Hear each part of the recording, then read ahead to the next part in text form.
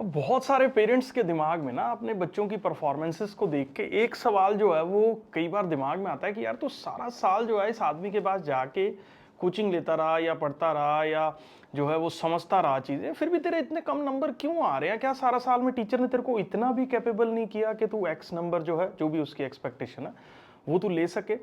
तो इसका जवाब जो है ना वो अब अंडरस्टैंड करना पेरेंट्स को पड़ेगा, क्योंकि जो चीज़ें हैं वो बहुत बदल गई हुई हैं, ठीक है ना। पहले क्या रहता था, बहुत सारा पेपर जो है वो एक्सपेक्टेड होता था। सीबीएसई के अंदर खास करके बहुत सारे क्वेश्चन जो है वो प्रिडिक्ट हो जाते थे, क्योंकि क्वेश्चंस ज़्यादातर पीवाईक्यूज के अंदर से ही जो है वो पूछे जाते थे, और जिनको बार बार प्रैक्टिस करके रट के जो है वो बच्चा एक सर्टेन नंबर जो है वो अचीव कर सकता था। लेकिन अब सिनेरियो जो है वो बदल गया है, क्योंकि एक तो ओएसएम से चेकिंग हो रही है, दूसरा पेपर हाईली कॉन्सेप्चुअल लेवल पे जो है वो पूछा जा रहा है।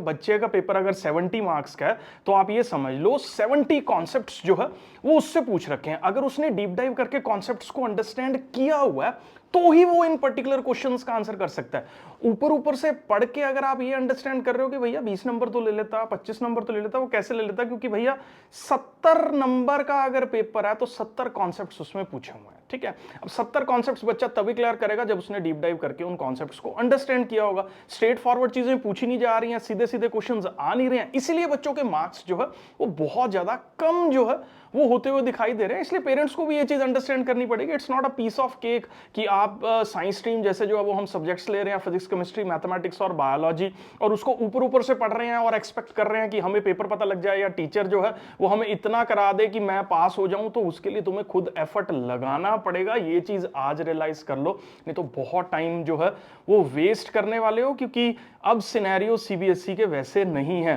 पहले पेपर मुश्किल आता था तो मॉडरेशंस हो जाती थी, इजी चेकिंग होती थी, लेकिन अब वो सीन्स पॉसिबल नहीं है। पेपर हाईली कॉन्सेप्चुअल है, प्रेडिक्टेबल चीजें नहीं पूछी गई हैं एग्जाम्स के अंदर, और जिसकी वजह से जो है वो ये प्रॉब्लम फेस करनी पड़ रही है। तो सब पेरेंट्स और टीचर्स से अगर आप एक्सपेक्टेशंस आपस में रख रहे हो तो एक चीज आप रियलाइज कर लो कि आपका बच्चा सेल्फ स्टडी नहीं करेगा, डीप डाइव्स नहीं करेगा कॉन्सेप्ट्स के अंदर, तो नंबर नहीं आने वाले। ये चीज सबको जो है वो एज अ पेरेंट समझ जानी चाहिए।